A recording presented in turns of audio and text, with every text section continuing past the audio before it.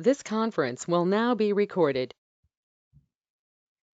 Good morning, everyone, and welcome to the 1-year anniversary episode of the Hooved Animal Humane Society's Saturday Seminar Series. We wanted to just share a brief note about our organization. We were founded in 1971, and we are the first humane organization to focus specifically on large animals, primarily horses. So our mission is education, legislation, investigation, if necessary, legal intervention, and then rehabilitation and adoption. So to support our educational goals, we started this series last year. We're very thrilled to have all of you with us. And we are especially excited to have Dr. Houston with us on this anniversary episode. Dr. Rebecca Houston co-founded Technical Large Animal Emergency Rescue 25 years ago. She is internationally recognized for teaching first responders and veterinarians technical rescue techniques to help animals that have gotten themselves into situations through their own doing or through their owner's doings. She has been collaborating with professionals on collecting research and data on trailers for years. And the Facebook group Technical Large Animal Emergency Rescue is an amazing repository of all of these incidents, information, and analysis. She is a decorated retired U.S. Army veteran, has a PhD from Clemson University in animal physiology, is a volunteer firefighter on her local department, and recently contributed a chapter on evacuation and animal welfare to the 3rd edition of Fraser's The Behavior and Welfare of the Horse. Welcome back, Rebecca. Thank you. Can you hear me? Absolutely. Okay. Are you ready for me to share? Yep. Sending it over to you right now.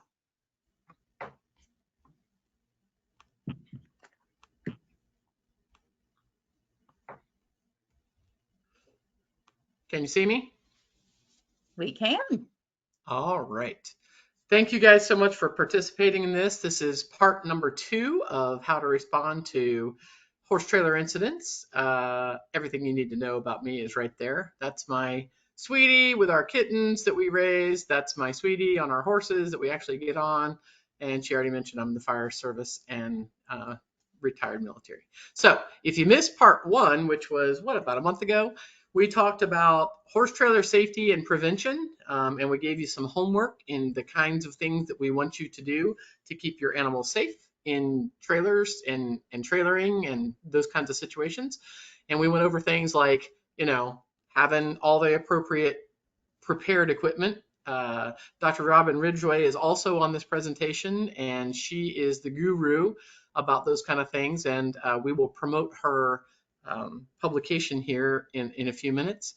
And, we talked a lot about the prevention side of making sure that you get out of that. So we talked about hitching, maintenance, thinking about safety, maybe taking a course in safety, training your horses to load and unload nicely and to be calm in trailers, having a relationship with your veterinarian in case something does happen. You want to be able to, have the veterinarian involved. Hopefully something doesn't get hurt, but if it does, you want to be able to have that relationship ahead of time. How to clean and check your trailer regularly and having the right tools just in case something happens. It's the old thing. Murphy is alive and well. The day that you leave your equipment home is the day that you're going to need it, right? And then we talked a little bit about checking again your tires, your electrical, your hitches, your floors, your doors. And we talked about the publication from Purdue that gives you a lot more details on those kind of things. We also talked about being prepared to break down with your trailer. If you're prepared, then you can deal with it versus not being able to deal with it. So we talked a little bit about axles and bearings, wheels, tires, brakes, hitching, floor corrosion, air in tires, tire tools, and lube. That's not what we're going to talk about today. But if you did not get to see part 1, you can look on the YouTube channel or ask Jen, and she will get you the information on how to get to that presentation. because I think it's important for every person that moves a trailer to be able to do those things. So today we're going to talk about response. We're going to talk about response to incidents. We're going to talk about how dangerous it is on the side of the road and some of the reasons that we tell people to be so careful when they're on the side of the road. We're going to talk about crash testing. Wait, there is no crash testing for trailers. And we're going to talk about some of the things that we see in real live incidents, which ends up being the crash testing, sadly. And then, of course, preparing a plan for response. How do you handle a blown tire, a hitch problem, brake problems in the trailer? Then we're going to talk about fires in trucks or trailers and how you respond to that. And then the third thing we're going to talk about today is wrecks or collisions with the horses in the trailer.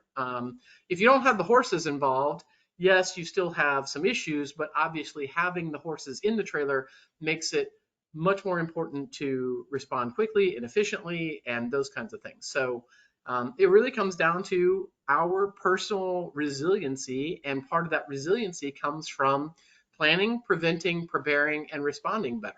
So that's what we're going to try to help you guys with today, and we'll give you some resources for that too. So the first thing is there's no crash testing. Nobody that owns horse trailers or manufactures horse trailers has done any crash testing. Wait, my ex-husband and I, we started doing the large animal rescue stuff together. We actually had someone donate a trailer, and many, many years ago, about 20-something years ago, when we were at Clemson, we took that trailer over to the Michelin test track, and we let that trailer go at about 60 miles an hour. 4 times. We couldn't wreck the trailer because it didn't have horses in it. So that's the problem, right? How do you do crash testing with horses in it? Turns out there's a guy in Australia right now that's trying to make a crash test dummy to put in a horse trailer so that he can put a crash test dummy and do some testing. As you can imagine, that's expensive, it's difficult, takes a lot of time and coordination, and we don't have any results from that attempt yet. But there is no crash testing. So when we talk about the things that I'm going to talk about today, it's because we've watched all the crash testing, which is real live crashes. This is just one example. This is a horse trailer that crashed, and we don't call them accidents, folks. Never call anything an accident. Technically, everything is a preventable incident or a crash or a wreck. And even if people say, well, somebody whipped in front of me, a crash investigator would tell you that technically that's a preventable incident. You could have slowed down or they could have done something differently. So that's why we call it crash testing. If you notice in this one, this guy right here, he's actually got safety cables that are still attached. But what happened here? The coupler failed somehow. Either the pin wasn't attached or the pin broke or something happened here. And then how did the incident happen in the first place? Oh my goodness, when the guy left the road, that's the nose of his trailer. That is the coupler on a gooseneck, and it's no longer attached. All of these things are broken off, the bolts or whatever was attaching the nose of the trailer. So there is no crash testing until we look at these kind of things. We look at, you left the road. In this case, he spun out, right? And then the trailer came disattached and went further on down the road. Then we have these kinds of crash testings. I have looked at thousands of wrecks, and I'm just going to tell you, looking at this trailer, yes, it was an 18-wheeler that slammed into the side of this trailer.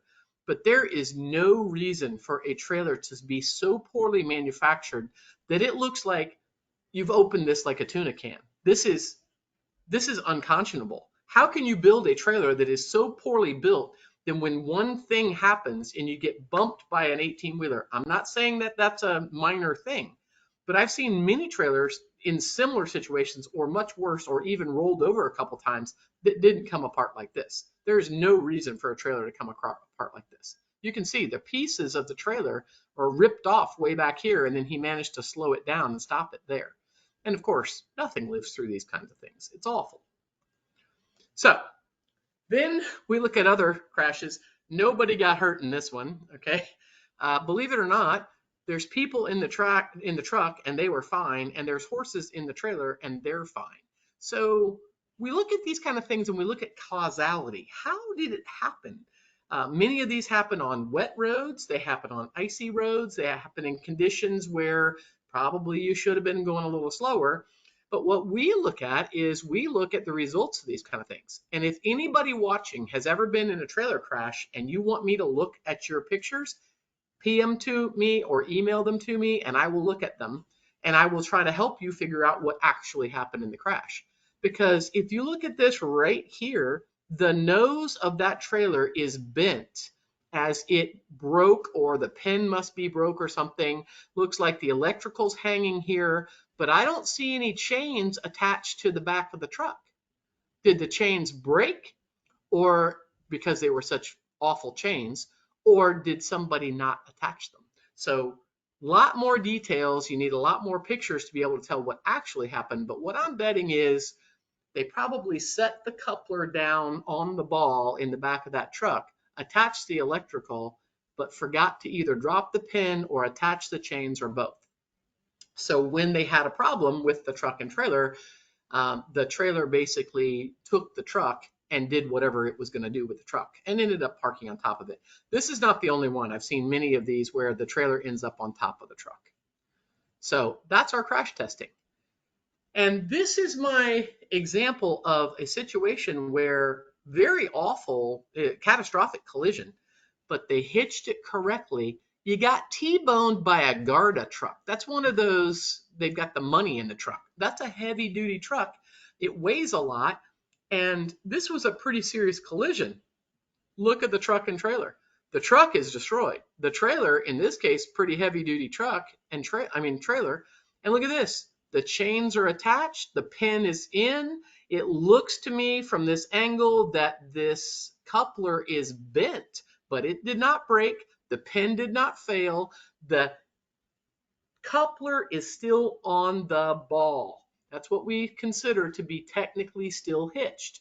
So it's still hitched, even in a catastrophic collision. If you hitch it right, it'll stay hitched. So let's make sure in that presentation one, we talked about chains and this patency of chains and those kind of things. Make sure your truck and trailer is hitched correctly. That's a big step towards safety as you're driving down the road. Another example, this one was awful. Doing 70 miles an hour down the road, she fell asleep and went off and hit a pine tree. Obviously, this very destructive incident. The trailer is still technically hitched. The back of the truck is right there. Now, that wasn't good for the horses. It wasn't good for the lady, any of those kind of things. But that's where we start realizing, hey, in crash testing, I mean, this is your crash testing, right? That's all we've got. When you look at that, this is a crumple zone. Is that good or bad? I don't know. I'm not an engineer. Robin's an engineer. She might be able to tell you, hey, this is a good crumple zone. But this actually destroyed the front of the horse trailer, but it's still technically hitched. So what do we learn from all those kinds of things? We're still learning. We're still trying to put these things together. So in the last presentation, one of the things that we talked about was reflective, and we said it was really important, and we talked about why it was really important, because if you have something like this, it's hard for somebody to say they didn't see you. If you have something like this, it's really hard for somebody to say they even saw you, okay? So get some reflective on the back and the sides of your trailer. We talked a lot about reflective. We talked a lot about why other organizations like fire departments, EMS, etc., use those reflective. And this is why, because even fire trucks get hit. They've got flashing lights, they've got reflective on the back, and they still get hit. So a best practice is to put reflective on your trailer, on the sides of your trailer, top and bottom, on the entire back of your trailer. I don't care what pattern you use something that you're going to hit. And the irony, of course, is this is a fire truck and it got hit by a horse trailer, right? And it's being dragged off. So the point of all that is, there you are in the middle of, I think this was Wyoming or somewhere, right? And they slid off the side of the road. Notice it's still hitched, folks. It's hitched. It destroyed the back of that truck when the trailer fell over because of the weight in the trailer, but it's still technically hitched. The chains and the the coupler are still attached to the back of the truck. But what could be difficult? I mean, it's a beautiful day. It's probably a little bit chilly, but no traffic, plenty of room to work. What could be so difficult about this, right? Well, the problem is other noodle heads that are driving down the road. They will hit you. And in the fire service, EMS, wrecker services, law enforcement, we talk so much about once you're in the roadway, the most important thing is not the horses, it's not your anything else. It is making sure you're safe. We teach a lot of traffic incident management. Most horse people don't have any cones, they don't have any signs, they don't have any flashers, they don't think about all those things. They're thinking about the horse. I want you to think about you first. You cannot help your horse if you get hurt, or worse, you get killed by somebody that's driving down the road.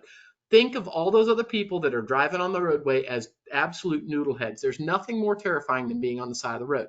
So think about your safety and survival in that roadway operation. And this is just some details to show you. Basically a tow truck driver gets killed every 6 days in the United States every year. Every 6 days, someone is getting killed on the side of the road. They're tow truck operators. They should know about safety. They should know how dangerous their job is. But what do? We get complacent. We fail to put on our reflective. We walk into an inappropriate place, and we forget about this.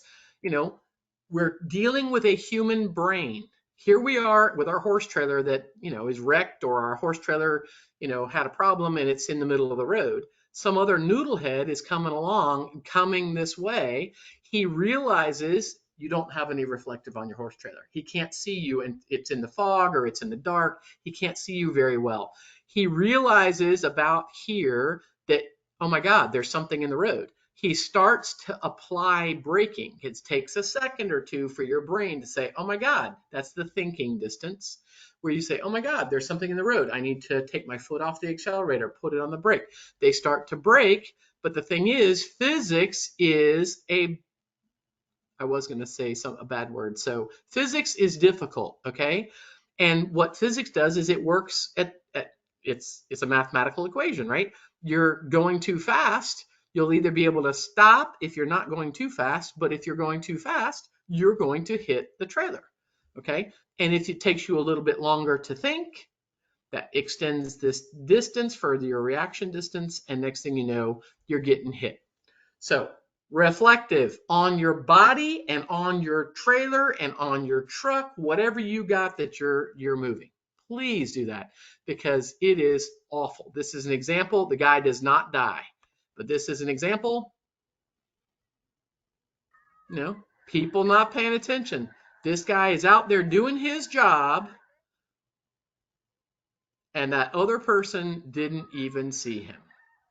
Very, very dangerous place to be. So think about that video when you're out there changing your tire on the side of the road or whatever. Okay, we don't want you to do those things. So while you're in the truck, you're going to call 911. Okay, if you can let them know your location, that would be preferable. Somebody's got their audio on. Okay, thank you.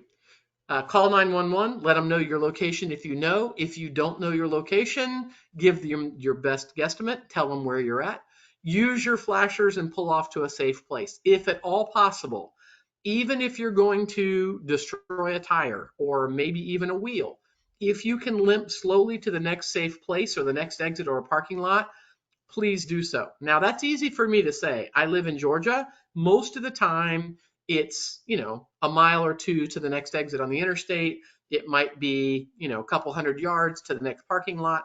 I understand that some of you guys live in Texas or out west where it may be 100 miles to the next exit, okay? I'm not saying haul it 100 miles, but I am saying, can you get to a safe place? Don't pull off next to a barrier that's going to block you in. Please do not unload your horses. It's all about keeping you safe. So put on some reflective PPE. Think about traffic control. If there's more than one of you, can one of you be looking for traffic while the other one's assessing the situation? All those kind of things. This is the part that gets people hurt, is not thinking. They're worried about their horse. They're worried about, oh my God, they're embarrassed, whatever. But we've got to keep you safe. So that's the first thing to do. And this is just one example. This is one of my friends. He had pulled his truck and trailer. This is called the emergency lane. He had actually pulled it over here into the grass, and he's changing the tire. But to me, that's still not enough room. And he doesn't have reflective on. There is a person that's helping with traffic in this case, but right now she's taking a picture, right? So think about flashers, reflective on your trailer, putting on your PPE reflective vest, and if you can park in an area where you've got a little bit more room, great. We really don't want you on the side of the road. Pull way over. Have the appropriate tools. We talked about this in the last presentation, so I'm not going to harp on this one, but having the right tools or calling roadside assistance, either one.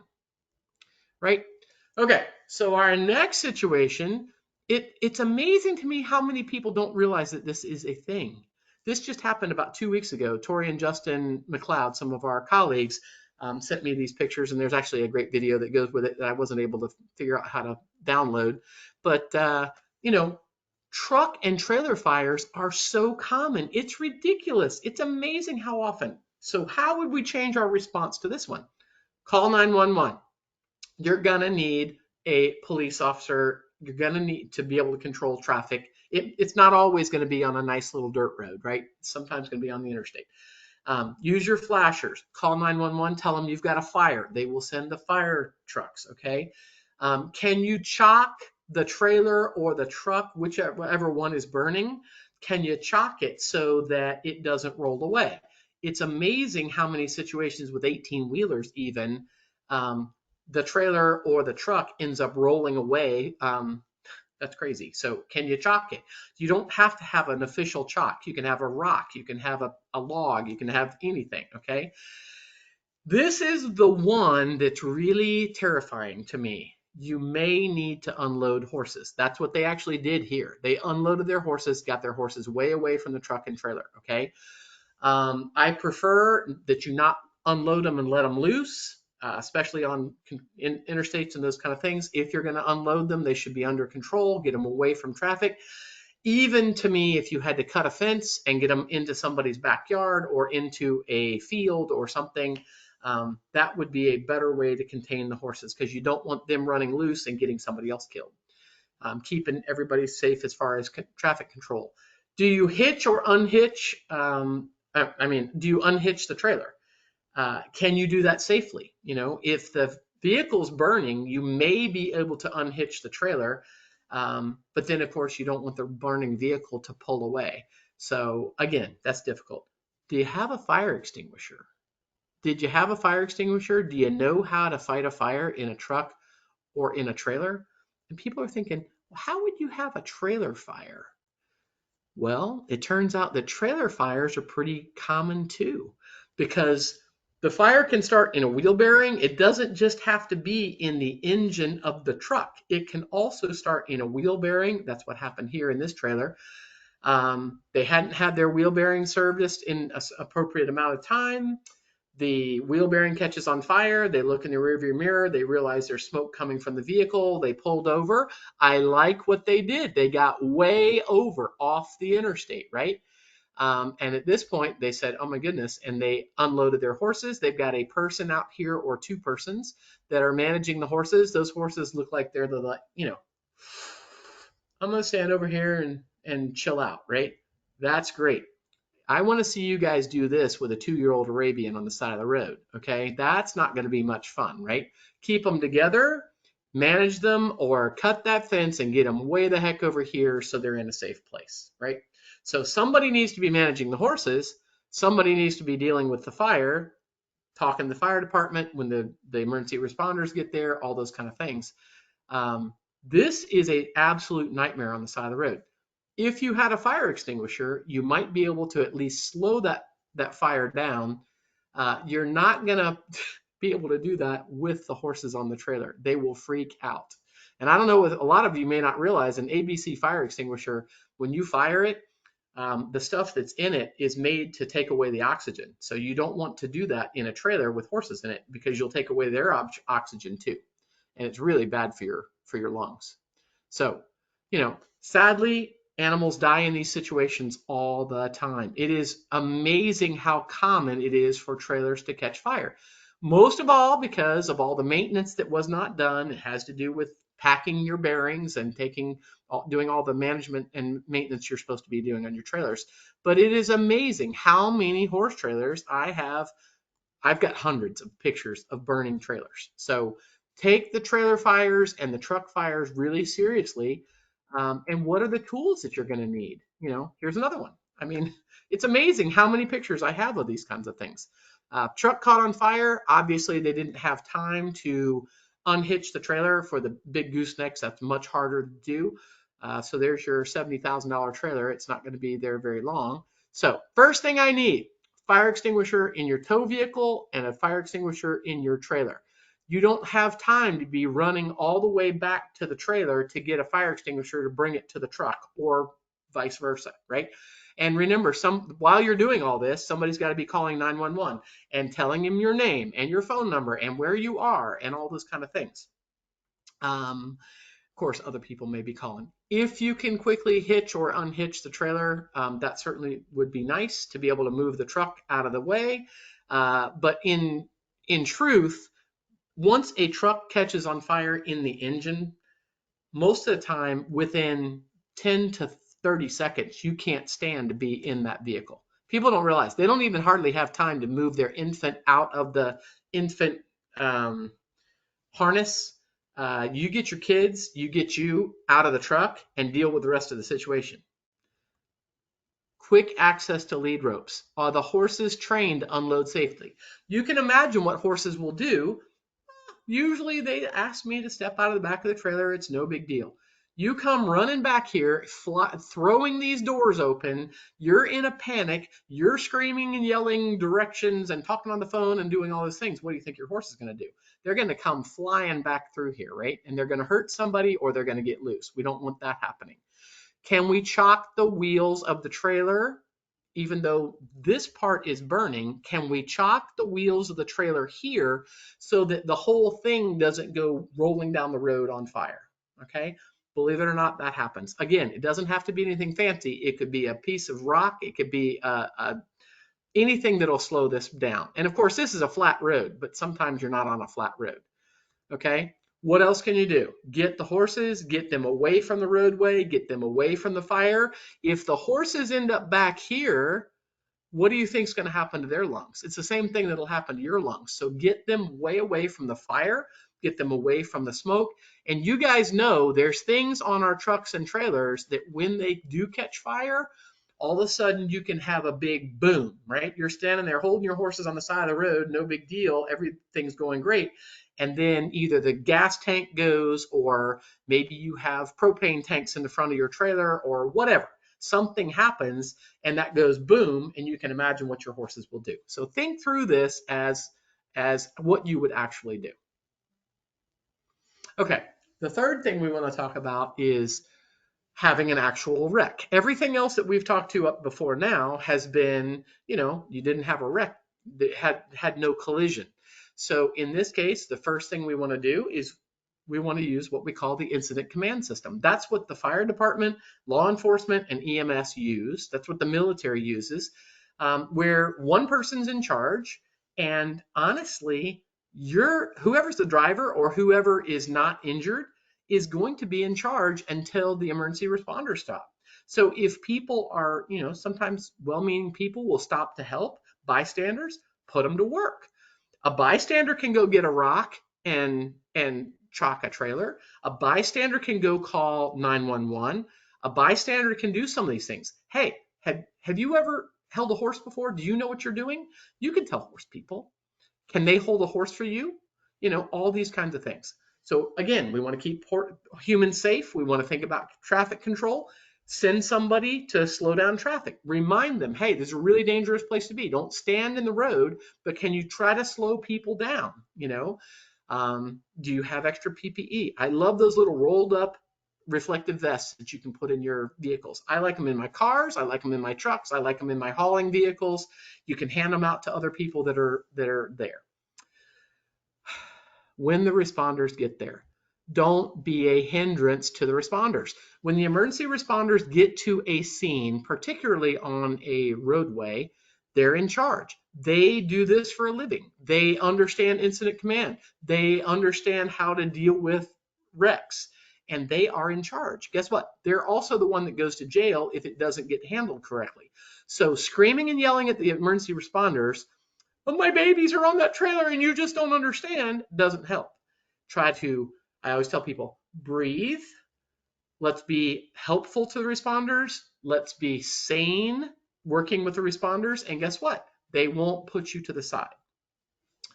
The responders should be encouraged to do an initial assessment from the outside of the trailer. In other words, what's actually in the trailer. Think about it. Is there anybody in the world that uses a horse trailer to haul something other than horses? Of course, we all do it. We haul our kid to college with all their stuff. We haul our lawnmowers, all those things. They don't know if you've got horses in there or if you've got a lawnmower. So do that initial assessment. Okay, yes, there is horses in there. What is the orientation of the horses? Is the trailer on its left? Is it on its right? Is it on its roof? Is it ripped off? Is it cattywampus down the side of the road, hung in the trees? What is the situation of the trailer from the safety of the trailer, but also what is the assessment of the animals in the trailer? Are they already all dead? Is one standing on the top of the others? Are they laying on top of each other's? Which way are their legs? All those kinds of things are going to be important. Maybe you're going to be lucky and they survive the trailer wreck and they're standing, and you could maybe open the back of the transport and get them out, right? But let's not be in a hurry to do that. While they're in the trailer and they're nice and calm, you're not calm, but they'll be calm. Make our assessment. When it's safe and we've removed all the obstacles, then we can open that transport and try to get the animals out. We think about extrication best practices, which really goes into large animal rescue, which is not the focus of this presentation, but we're going to give you some ideas. And then, of course, the other thing is that transport trailer going to be useful, or is it totally destroyed? If it's destroyed, hey, I need somebody else with a trailer to come to my location. So we need to start thinking ahead about, I need another trailer. Where can I find another trailer? Who do we know? Is this on the other side of town and I can call my best friend that lives down the street? Or am I 500 miles away from home and I don't know anybody? Can I call a local veterinarian? Does the veterinarian know someone that might bring a trailer? All those kinds of things, right? So we're going to think through those kind of ideas as we go through this. So I have for you guys a trailer wreck. This is a slow motion trailer wreck, okay? We're bringing it back onto its actual feet, but you got to think about what would a trailer look like when it comes over, and then you got to put it in reverse to think about what would a trailer wreck actually look like. This is during an operations level large animal rescue class out in New Mexico a couple years. But think about it reversing the video, and that would be your slow motion trailer wreck. That's what actually happens when a trailer ends up on its side. I think you got the point. Okay, so it rolls over onto its side, or it's crashed into in this case, it's crashed into something. What's the first thing we do? We call 911. When they get there, we make our assessment. You can tell the horse people versus the emergency responders, right?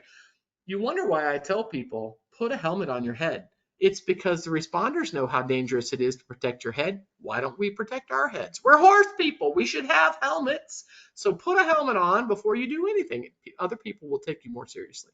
So who actually is going to show up at these kind of things? That's really important, it turns out, because the emergency responders don't always think about these situations the way you do. This is obviously a trailer wreck. It's got horses in the trailer.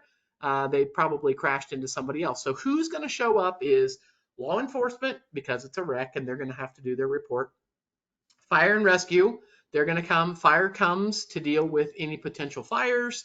Rescue comes to deal with extrication considerations or heavy lifts and those kind of things.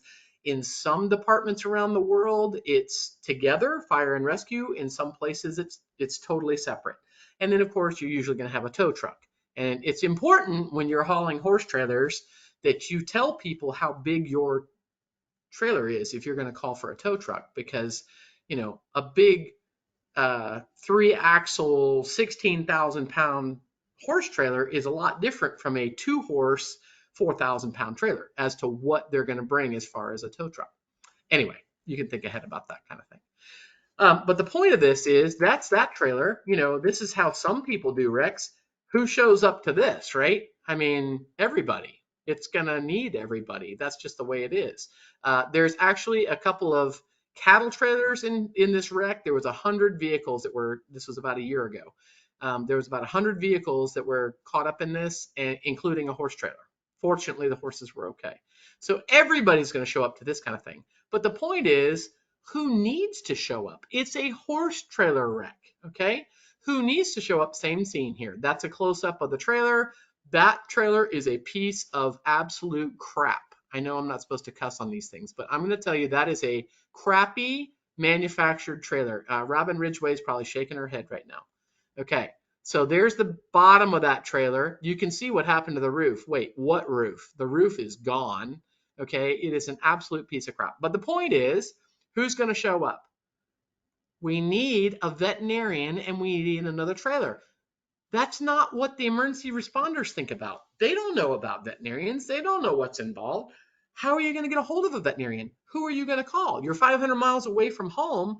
What veterinarian are you going to call? And I don't blame the veterinarians. If you are not their client, are they actually going to show up?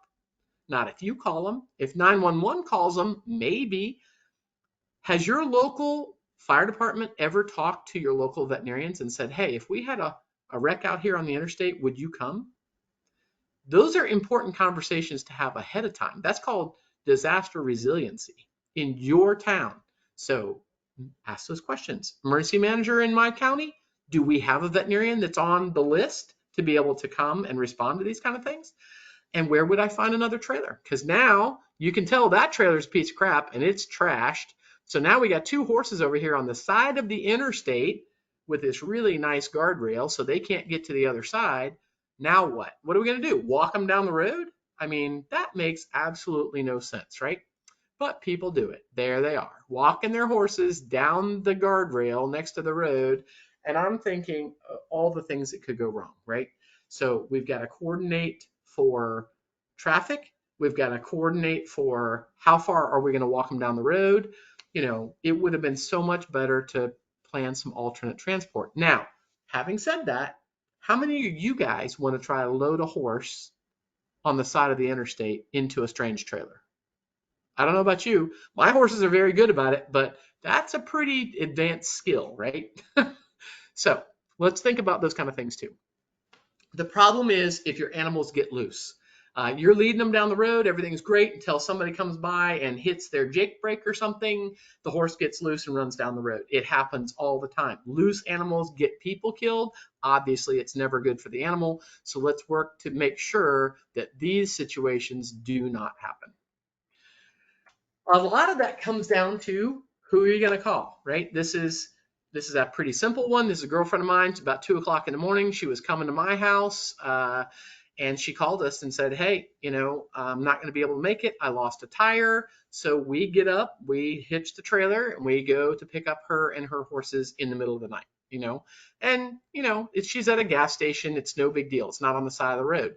But how do you plan alternate transport? If you're driving across the country, have you reached out to some of your friends along I-40 on the way to California and said, hey, if I had a problem, I'd pay you. Would you hitch your truck and trailer and come get me and my horses? And having coordinated that ahead of time, obviously to me, makes a lot more sense.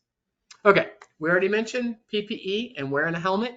You're dealing with anything with a horse inside a trailer. The trailer's had a collision. You hit the brakes really hard and the horses fell forward. A horse jumps over the chest bar, kicks over the butt bar, whatever. You can tell this one right here, this is a very dangerous situation, right? I love that picture because it's just a foal, but she has her helmet on because she's part of a large animal rescue group, right?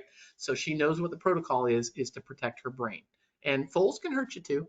Anyway, wear a helmet because coming up with the incident action plan is the most important thing. Get our safety taken care of and then think about what is the incident action plan? So people always talk about, they always think about when we have a wreck, the trailer is, these trailers are still standing.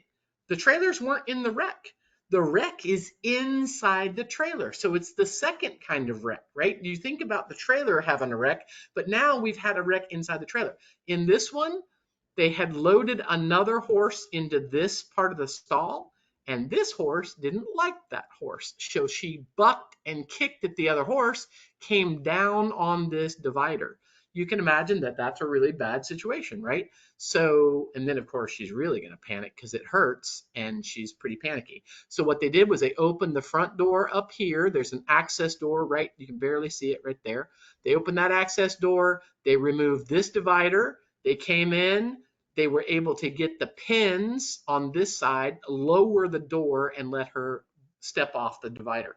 If you just open this pin, slide it back, and let the horse slide back over this pointy part right there, you're going to be taking her to the vet with her gut hanging out. Okay, that is not an appropriate way to remove a horse from a situation like that. And that's why I don't like these pointy parts in trailers. If you have a trailer with a pointy part right there, you're just asking for problems. Just think about it. If they had built it with a round edge on it, that would make it a lot safer for a situation like this, and prevent some of the problems. But again, that goes back to manufacturer, right? This horse was actually, that is my trailer. And this horse had been tied in the trailer. She somehow slipped her halter and was able to turn around inside the trailer with a divider in it and tried to jump out the back over the back gate.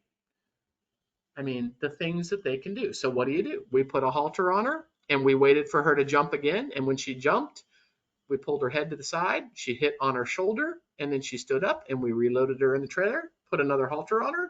So she had 2 halters and delivered her to where she was headed. Don't be in a hurry. Come up with a plan. What is your plan on what's going to happen? And then we also try to think about what's best for the animals in an incident. Okay.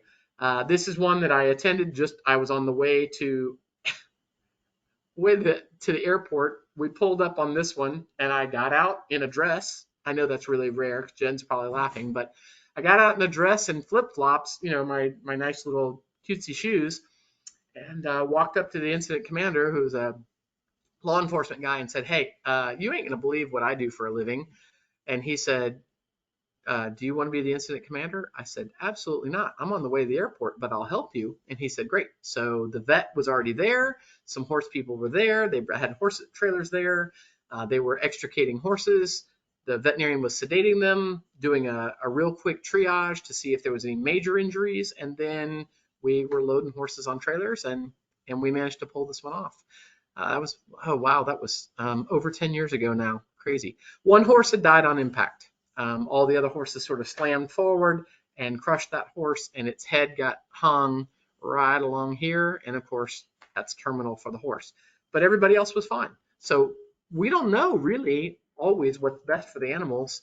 They're pretty resilient in trailers if they stay inside the trailer. And that's why I don't like those fiberglass trailers, those European-made trailers. A lot of those are made of fiberglass, and they don't do really well at 80 miles an hour here in the United States. They're made for the European market. Anyway, confined space rescue. If you go into a horse trailer, you are in a confined space. To the firefighters, that is a very dangerous place where they can't get you out of there, right? This horse, for whatever reason, the people had the trailer tire, the spare tire was up here. The horse pawed in front of the chest bar. He pawed, put his foot through the trailer tire. What is the chances? And then, of course, now he's got that on the end of his foot. And he starts stomping on the floor of the trailer with that. And notice there's a second horse in here. Did you see this? So the picture is showing this stall, but there's a second horse in the other stall. You guys know what'll happen. If you take his buddy out of there, this horse is going to panic, right? So they decided the best, easiest way to deal with it was to try to get the trailer tire off the horse's foot in the trailer. I'm not sure I would have made that decision. They did sedate the horse. I wish this vet tech had a helmet on, and I wish this firefighter had a helmet on at the very least. I would have also liked them to have a harness on with a rope so that we could drag their carcass out if something went wrong and the horse panicked. They were eventually able to get that loose. You can imagine how hard that was to do, but they did it. So yay for them, right? But your fire department is going to take a very dim view of anybody going inside that trailer with a live horse because it's really dangerous. And this is an example. These are horses that have fallen down inside trailers for whatever reason. Why do horses fall down in trailers? They have injuries, they colic, they get overwhelmed by the heat because most trailers are not very well ventilated. Um, and sometimes they just slide down because bad drivers. You hit the brakes a little bit too hard and the horse falls down inside the trailer. So just remember, this is a confined space, and if the horse struggles, you can really get hurt. So I prefer that nobody go in there, especially on the leg side of the horse. Think of that as a confined space. I want some more exits from that trailer. When you're buying trailers, go for more exits. So what you're seeing is it's really not the extrication itself. This is Dr. Tomas Jimenez. This is my ex-husband, and he is really the founder of all this large animal rescue stuff that we do. And he said this a long time ago, and I would not change a single word of it, okay? It's about your ability to work as a team. It's your ability to keep your sanity, be safe, think about scene management. All those kinds of things are far more important than the tool that you're using. It's it's really important that you be able to work with the people around you and have a plan. So this is a large animal rescue that was done by Missouri Emergency Response Service and the MERS team, which is the Missouri Equine Response Services in working with Longmeadow Equine Rescue Ranch. They've gone to several of these over the years. Who are you going to call when it's pouring rain and it's dark and you have 29 horses in a trailer roll over? This is a huge trailer. This is a bunch of horses. And of course, they're all scrambling on top of each other and these kind of things. Could that happen to you? I don't know. Do you have an interstate going through your town?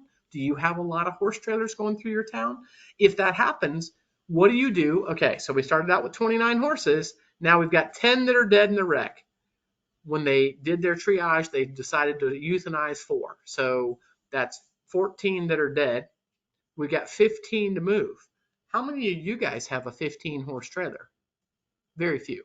So that's like 3 5-horse trailers, 4 4-horse trailers, or a bunch of 2-horse trailers. And 2-horse trailers are not my choice for these kind of things, trying to load a horse in the dark in the rain on the side of the interstate, right? So have you ever thought about that? Have you ever talked to your emergency managers in your county or your city and said, what would we do? Who's going to actually do it? Because if you think somebody else is going to do it, I'm just going to tell you, the reason you're on this call is because you're being proactive and other people are not proactive. So then you say, hey, I want a veterinarian to get to the location. It's my horse, or I'm helping with this situation. How are they going to get there? This is 295 at 95 in Jacksonville, Florida, in the construction zone a few years ago. There's the wreck. One of the horses is out. They're trying to get this poor second horse out. You see why I hate these crappy, that's about a $2,500 crappy trailer from the 80s. And it's a piece of crap. And they're just trying to cut the roof off to let the horse out, right? How are we going to get the veterinarian there? You better be working together with law enforcement, because the veterinarian's going to have to ride with law enforcement to get there. They just are. There's no way they're going to get to this location any other way. They're going to be stuck back in the traffic here. They'll be stuck in the traffic over there. You've got to have law enforcement to get them to the location. And that requires a lot of coordination, and you're going to lose time. So make that coordination now. Good veterinarian. This is one of my veterinarians. I've got 2. Actually, I've got more than that. But anyway, Dr. Shannon Elliott, she was on her way to the mall, and she got a call by 911, and they said, hey, we got this horse trailer over wrecked. And she went. They were able to drag the horse out using a backwards drag, pulled the horse out. They were able to do their assessment and triage the horse. She's treating the foot. They got another trailer, reloaded the horse in a trailer, and got it to safety. She had all the contacts. She knew who she could call to get another trailer. And this is what we call blue sky incident. It's a beautiful day. It's in the middle of the day. It's not pouring. It's not raining. It's not snowing. It's not dark, and it's still coordination and difficult. So think about what you would do in those kinds of situations, because it comes down to coming up with a plan and not being in a hurry. This is an example of not being in a hurry. This horse trailer rolled over on its side, And this horse is trapped just the way the trailer rolled. The horse's leg is caught between, there's a divider here and a divider here, and the one divider failed. So when that happened, her leg ended up, now she's got her leg in between dividers and her weight's on it. And she can scramble all she wants, but she can't stand up. So they had to get a veterinarian to the scene, sedate the horse. They're trying to pull the pins on the gates so they can remove the gates and be able to extricate the horse. Very, very difficult. This takes a lot of coordination. You yelling and running around and saying, "Get my baby out of there," isn't going to do any good. All it does is excites the horse. And while we're talking about that, don't go in there and be in this position. This person, I'm sure she just loves her horse, and maybe that was the only way they could assess this. But first of all, she doesn't have a helmet on. Second of all, she's going in there trying to deal with her horse. Let's come up with a better plan. Don't get somebody kicked, which is a kinetic injury, or crushed, with kinetic injury, or an ergonomic injury. This guy is a well-meaning firefighter. He is holding on to, how much does the horse's head and neck weigh? 150, 250 pounds? He's holding on to the head and neck, and if that horse wiggles at all, he is up against the cut. See how this is the roof. They're trying to remove the roof off of this trailer, and he's right there. If that horse struggles at all, that guy's going to get hurt. And he's down on his knees, so he can't even get out of the way very quickly. So think about those kind of things. It's really, really difficult to do. Now, the reason you're going to call the fire department is you need incident command, you need the safety stuff, and you need tools. If your horse, I hate these trailers that have this manway between, this is facing forward to the manger, and then there's another manger over here. So there's a 2-horse trailer. It normally has a divider here. They took the divider out for whatever reason. The horse was able to get away from being tied. And he says, "Hey, look, I'll just walk forward in the trailer into the living quarters, the tack room portion of the trailer." And of course, once he does that, and then he gets scared, and then he fell down, now you got to have the fire department in here. And what he's going to do is he's going to use this hydraulic ram, and they've sedated the horse. They're going to put a piece of webbing around the horse's back legs, and then he's going to ram those pieces of the trailer apart. Your trailer ain't never going to be the same as it was, okay? If the fire department shows up, they're going to end up cutting or bending something. That's just the way it is. But to be able to do this extrication, you're going to have to, because you're not going to get it out otherwise. So call the fire department, and they're going to have the expertise. But that's why you got to have the veterinarian to be able to sedate it in the first place. So they're going to stabilize the trailer, stabilize the scene. You can imagine how dangerous this trailer would be. And these guys, they're doing the best they can. You guys know what happens if you put a 2x4 up here to hold that door open. How much does that door weigh? Probably 250 pounds. If somebody bumps this accidentally, or it falls, or the horse comes flying out of here and bumps this, that door is going to slam somebody in the head. So that's not appropriate stabilization of the trailer. And because the way trailers are made and the wheels are wider than the body of the trailer, you end up with this effect. Notice it's still attached to the trailer, by the way. I mean, to the truck, guys. Notice it didn't come unhitched, okay? It bent the heck out of the hitch, but it's still hitched. It was hitched correctly. Anyway, remove the doors, pull the pins, pull the whatever you got to do. Ramps are really difficult, those kind of things. Stabilize that trailer correctly. And try to be helpful. Don't be a hindrance on these kinds of things. Don't be trying to tell these guys what to do. You don't have horses. You don't know what you're doing. Okay? They've got other things that they've got to worry about. Figure out how to work together. So, owner actions on scene that will actually help. Staying calm, answering questions, making a plan, making those hard welfare decisions.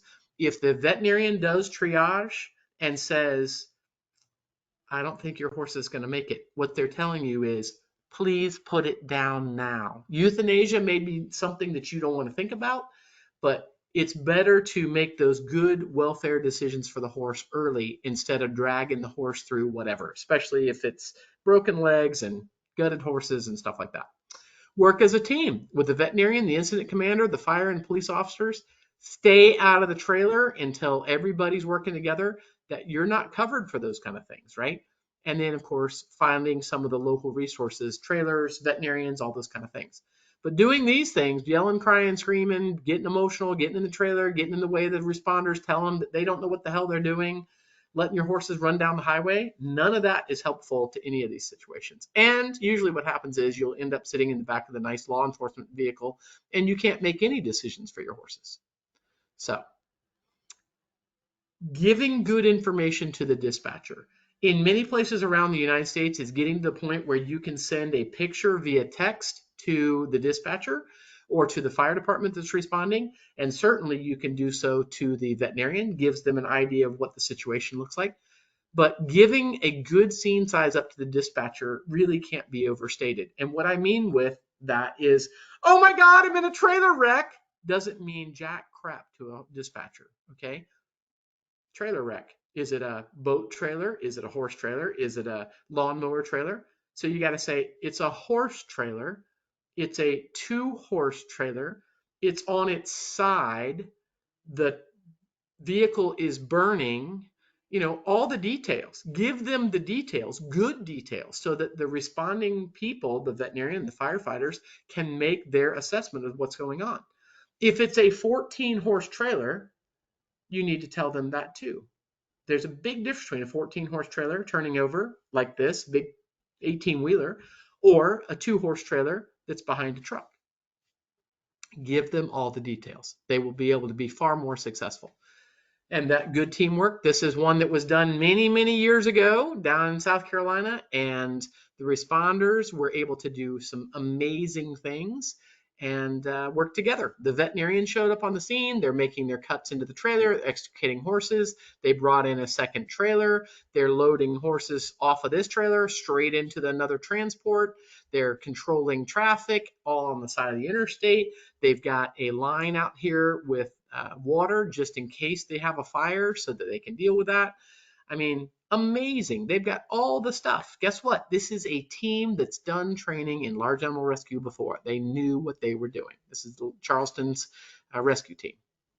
So, in conclusion, we want to use incident command system. Somebody has to be the boss. When a new boss shows up that has more experience than you and is used to running them, then they're the boss and you work for them. Get a local veterinarian on the way, send them a picture or a video so they know what's going on. Keep the humans safe. You got to think about wearing PPE and having traffic control. Any of these incidents are generally on the side of the road. Be safe. Don't be a hindrance to the responders. Try to get people to do that initial assessment from the outside of the trailer. Try not to open the transport and let animals go unless there's a fire. At that point, you may have to unload horses. We want to do it in a controlled manner, if at all possible, so that they don't get panicked. Get them as far away from the truck and trailer, especially if there's a fire, as possible. Think about safety. We want to use good best practices for extrication, which usually involves the fire service. Plan early for transport of injured animals, and make your connections locally now. You guys are interested enough to sit in this webinar. So go ask your local folks at your emergency management, do we have a plan? Do we know what we're doing? Do we have veterinarians that are part of our response? And they'll go, never thought about that. So this is all the information that you can get a hold of me. That's my cell phone. That's my email. There's about 20,000 people on the Facebook study group. It's not a prayer group. So Jen will tell you, if you are interested in signing up for that, just put in there, I sat in Rebecca's webinar today, and we will let you into the group. There is a YouTube webinar playlist that's got all kinds of things that we've provided as far as education that you may be interested in. And then, of course, don't forget Purdue University, Dr. Robin Widgway, that's also on this webinar. She did several publications, but this is the one that we really love. There's another one that's also about keeping the trailer hitched to your towing vehicle. But this is free. You can download it, or Jen can show you. You can purchase, they're like, what, $5 or something? You can purchase this extension publication, and they'll actually mail it to your house. And it's everything you need to know about hitching your trailer correctly, a horse trailer, to your truck, and making all those kinds of decisions. So, Jen? there you go.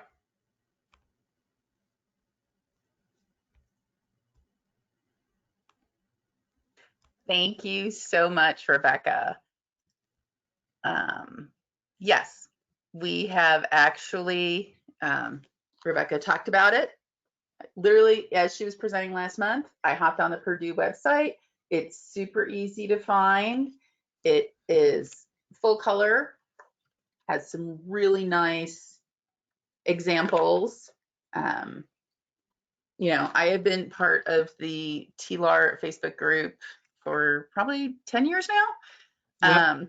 So it was interesting to go through the publication and be like, oh, I remember that picture. I remember that picture.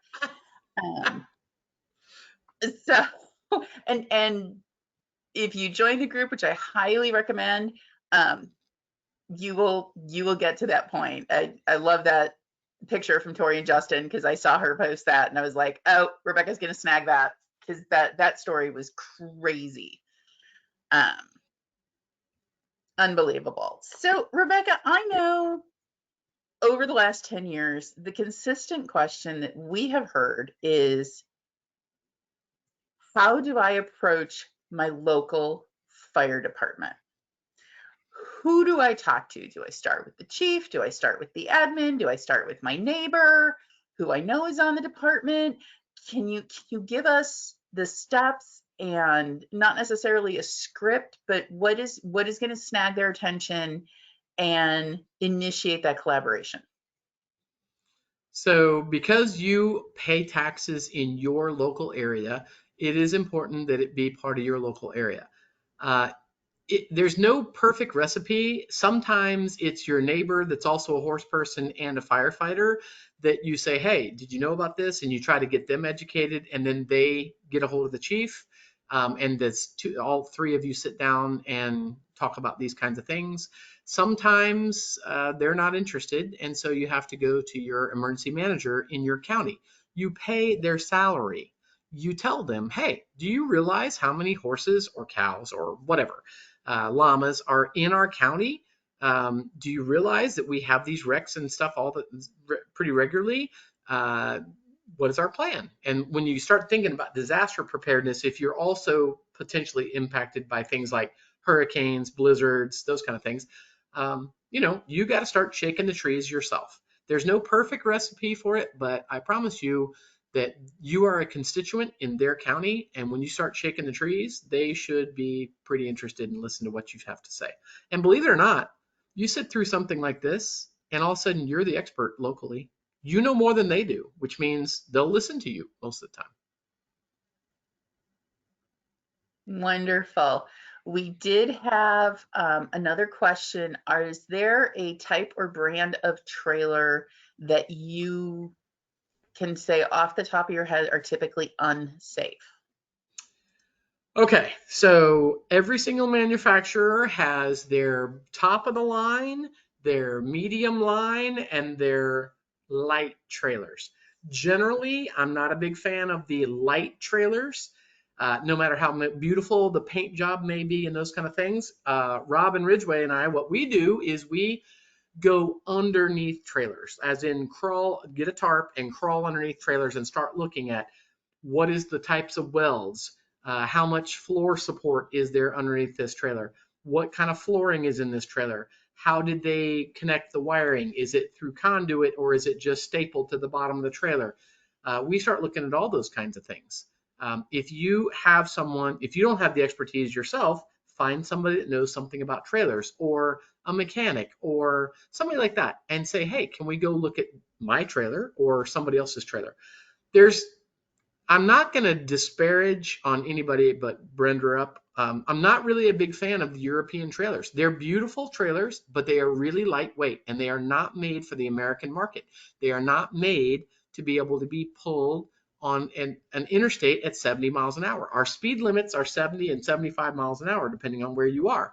You should be able to pull your truck and trailer at the speed of traffic. And if the speed of traffic, if it's 70 miles an hour, you guys know what the speed of traffic is. It's probably 75. Now, a lot of people are like, I don't haul my horse trailer that fast. And I go, yeah, and you're causing accidents because you're doing 55 on an interstate at 6. Everybody else is doing 75. You're causing an accident. You're causing the swirl of traffic around you, right? So I'm not a big fan of the European type trailers. They're so lightweight. They're made to be pulled behind something small, and you should not be pulling your trailer behind anything small. If you are pulling any kind of trailer in the United States behind something smaller than a 150, I really want you to have a 250 or a 350. I don't want you hauling it behind your Towin Tundra or your Towin Toyota or your whatever. Those smaller trucks are not made to pull a horse trailer. It's just not. You can you know, if you argue with me, I will tell you, take a picture, go back to that previous presentation where we talked about take a picture of the plate inside the driver's door of your truck and then go take a picture of the plate on your horse trailer. Send me both of them and I will help you figure out whether or not your truck and trailer match. And for most situations where you're pulling it with a Subaru, you will not be able to convince me that that's a safe combination of trailer and truck. Absolutely. Does anyone have any other questions? And all of Dr. Husted's information is on the screen now. We'll also put that in the discussion of the Facebook event so people can go back to it. Okay, And DOT tape and caution horses on trailer from Julie. Okay, so you can, Department of Transportation tape is the red and silver DOT conspicuity tape. That's what it's called. Um, there are different grades. I personally am a big fan. I'm not trying to do product placement here, but I'll just tell you that if you get the 3M diamond tape conspicuity tape, it will last at least 10 years. If you get the cheap crap from, it's better to get the cheap stuff from Tractor Supply than the other, but you're going to be replacing it about every 3 or 4 years. The UV and the exposure to the elements is going to cause it to fall off. So I tell people if you're going to get those things, you can put the reflective. There are some folks that sell caution horses or caution zebras, whatever you've got in the trailer, kinds of things. But the 3M conspicuity tape is what you really want to look for. It's diamond plate. Let's see. Yes, brand new trailers. Why don't they, technically 10,000 pound and less trailers, they don't have to put anything on them. So they don't. And you know why? Because when you go to buy that 3M diamond conspicuity tape, it's about $200 for 100 foot of it. It's about $2 a foot. It's expensive. That's why they don't do that, because they're selling you a trailer and you're too dumb to know that it should have conspicuity tape on it. So you buy the $80,000 trailer, they just save $200, or maybe on a big trailer, $800, because by the time you put it on the top and the bottom, all along the side of a 16 or 18 or 20 foot trailer, and then on the other side, and then on the back, guess what? You're going to go through 2 rolls of tape, and they just saved themselves $400. And they don't care, folks. They don't care about your horsey. They care about the money in their pocket. That's why they're making crappy trailers. They're not putting conspicuity tape on it. But if you go get the owner manual for your brand new trailer, all the warnings are in there. How many of you guys have actually downloaded the owner's manual for your kind of trailer? You'll find all the warnings in there on how you're supposed to hitch your trailer and how you should match the trailer correctly and all that stuff. But they know that we won't read it because humans don't read that kind of crap. They don't want to know and they don't want to read it. So guess what? We do it to ourselves until I know I sound so negative here, but I see so many trailer wrecks because people don't know. You got to educate yourself. This is the first step. Go get yourself that Purdue publication and read it. And then go out to your trailer and take a look. And if you've got questions, I'll just tell you right now. Email me your pictures of your hitch. Email me the pictures of your chains. Email me the pictures of your tires and wheels. I'll tell you whether or not I think that they're appropriate or not. But I'll tell you, if your manufacturer is putting dog chains on your trailers and you don't do anything about it, there's nothing you can do. Dr. Robin Ridgway 2 years ago, she looked at her chains on her old trailer and she said, you know what? I'm going to change out my chains. And I think it was $70 to replace your chains, Robin. You need to unmute yourself. Yeah. Yes. 70 70 bucks. bucks. 70 bucks to replace your chains, right? So stamp chains, appropriate chains, those are simple things that you can fix. Go ahead, Robin. Talk about chains. Yeah, so replacing chains is just very, very easy. On my gooseneck trailer, they actually was supplied from the manufacturer with inadequate chains, and they just have a pin that holds them in. So I bought a new set from Laclede Chain, which is one of the best manufacturers in the country, and took off the old ones and put the new ones in. They were just junk. So easy to do. And after I saw her do it, I went and did it for my 2 trailers. And John Fry's got a good comment here. He said, encourage anybody to get affiliated with your fire department. Ours is working on a disaster evacuation plan for our residents in our county, and this will just add to it. Most residents have no clue to do when a storm or a fire disaster hits. Absolutely. I don't know where you live, John. Can you put that in the chat?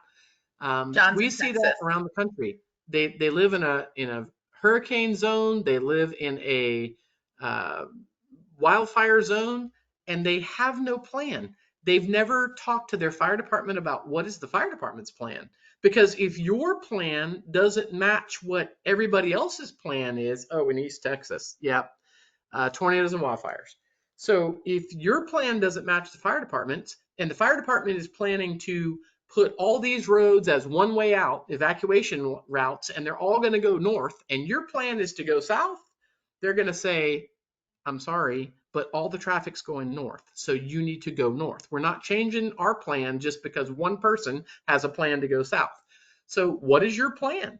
And believe it or not, in your county, somebody somewhere is getting paid good money to come up with those plans. But if you're not plugged into that plan, you're in trouble. And it's amazing to me, every single disaster, how many people are absolute heroes. They hitched their trailer, they loaded their horses, and they got the heck out of there. But guess who makes it to the media? The people that make it to the media are the people who waited too late, didn't have a plan, and now they're on the, oh, look, we feel so sorry for them. Don't be that person. Have a plan. And if you have horses, you need a trailer. I don't care who you are. I hear this excuse all the time. Well, I'm a boarder. I'm going to put my horse on the boarding. The boarding manager is going to haul my horse. And I go, after she hauls hers. Because if you had your horses at my barn, I would haul my horses out first, and then I'll come back and get you. That's assuming I can get back. So I hate it, but if you got horses, it's expensive. So you need a trailer. That's fundamental to owning a horse, right? And you need a truck. So that's just my 2 cents. What else we got? Most don't even have trailers or enough trailers to evacuate. Need a communication tree to assist. Absolutely. So if you look through the webinar list that we've got, there's some more disaster focused trainings that we've got. And Jen, if you send Jen an email, she's the coordinator for this presentation. She can give you a whole bunch of resources as far as disaster planning and those kind of things. We tried not to get too much into that, sort of focusing on the horse trailer safety here, but I certainly appreciate you guys coming and contributing. And John, we need to make sure we send you some of the resources too, so you can get them out to your folks. Absolutely. Well, John is with another organization that we work with in terms of disaster response. So we appreciate him sharing those thoughts on this webinar as well. And absolutely, most counties are required to have an emergency management agency. And frequently, I know my county, unfortunately, they like to meet at Thursday at 1:45. And so I'm not able to attend too many of those, but check with them, because in the after times, a lot of them still stream the meetings on Zoom.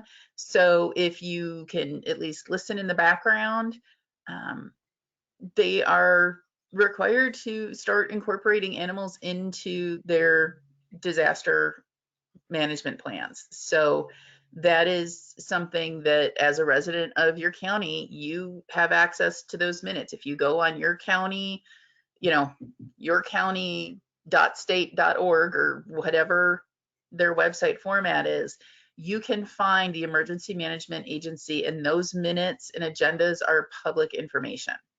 So We got one more question here, Jen. Let me, Mary absolutely. asked a question about steel stock trailers. Uh, Generally, there's no wrong answer with steel or aluminum. I will say that a well-maintained steel trailer oftentimes will last a little bit longer simply because they're really tough made. I have an older steel trailer. My ex-husband, Tomas, he has an older steel trailer and they go a long time. But I also have a 1999 aluminum trailer and it's still rocking and rolling. I spent some money and got it re-maintained and upgraded this year. But there's no reason that, depending on whether it's aluminum or steel, there's no reason that a steel or an aluminum trailer can be good or bad, depending on how you've maintained it. Stock trailers are not a bad solution for horses. The problem with stock trailers is the wind that can come into a stock trailer. So what you do need to do is protect their eyes. If you talk to, who's that lady you had, Jen, that came on one of your previous? In September, we had Dr. Amber LaBelle on, and that is a recorded webinar. You can go back and watch it. She provided a lot of really good information on protecting the equine eye. Yeah, protect that eye, because even something as simple as a mask, a fly mask, while you have the horse in the stock trailer, you really should. Because imagine, we don't stick our eyeballs out there at 70 miles an hour. The horse has got his eyeballs sticking out at 70 miles an hour. And a fly, a piece of dirt, anything can get in that eye and cause an injury to the eye. So that's really the only thing you really need to think about with stock trailers. I really Absolutely. appreciate you guys having me. Thank you so much, Jen, for having me. And anytime you guys need to reach out, you've got all my contact information. Wonderful. Thank you so much. Well, we can't let you get away without asking a question. Damn So it. I know you try to rush me up every I time. know. And I got through the entire presentation without saying one bad word till just now. So, what has been the most memorable or rewarding moment of your career so far? It could be a person, it could be a place, it could be someone who attended a class and came back to you and said, this helped. What springs to Yeah, mind? those kind of things are really wonderful. So the best thing I just had, there's a million examples of those things that give me, a lot of what I do is just like this. It's for free. It's try to educate people, put it out there, put it out there. And sometimes you feel like you're knocking your head against the wall because, people do things that we're human beings and we don't know. And then I had two of them yesterday, actually, where people had a horse that was trapped in a situation and they had never been to one of my trainings, but they had listened to some of these webinars and they got a hold of me on Facebook and they said, hey, I've looked at your stuff before and I thought I'd never, it's the old Murphy thing, I'll never need that. And next thing you know, they had a horse trapped in something. They used some straps. They moved the horse out of there. The horse was fine. And that happens often enough that it makes my heart smile because that's the whole reason for this education. And this education you learn today isn't worth jack unless you share it with somebody else. Share it with your sweetie, share it with your kids, share it with the people at your barn. It's an hour and a half of their time and it can really educate them, open their eyes. I hope you guys are able to sleep tonight after this, but the whole point of this is education, and that's what gives me a thrill is when people come back and they say, man, I really learned something and I was able to use that information and it changes our life. It changes our life for horses, but it also changes the life for people. And that's what we're really doing. Every single horse is attached to a person somewhere. Absolutely. And education is the one thing that you can never lose and can never be taken. So go forth, share information, share this. We will put links to everything. We put them in the chat so people can copy them. We'll put them in the Facebook event as well. And we do want to remind everyone, we will be back next month with with Robin Stewart from the University of Georgia Extension. She will be talking to us about equine nutrition. Rebecca and I are she's actually fantastic. We just had her do a thing down here in Georgia, an online thing about nutrition, and her presentation was absolutely fantastic. And I highly recommend you guys doing that. You know, I have a PhD, and I still watch these kinds of things. I learned a lot from her presentation. I encourage you, if they you have were horses, amazing. Yes, she's amazing. learned so much. And So she's no bullcrap either. She's not going to bullcrap you into buying something. no, she is very research-based, science-based. It's great. So please make sure, put that on your calendars for Saturday, March 18th with Robin Stewart. And for those of you who are local to us, we have the Hooved Animal Humane Society monthly shop and stroll.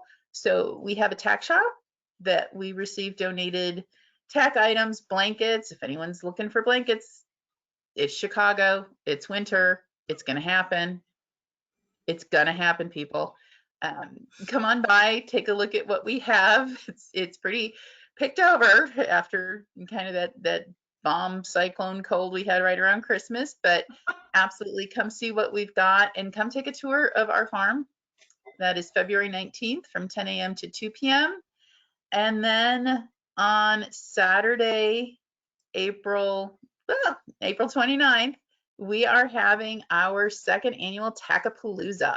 So if you have done your spring cleaning or are thinking about it or done it over the winter and have some tacks, some horsey decor, or you are inspired by this trailer To safety sell series your trailer.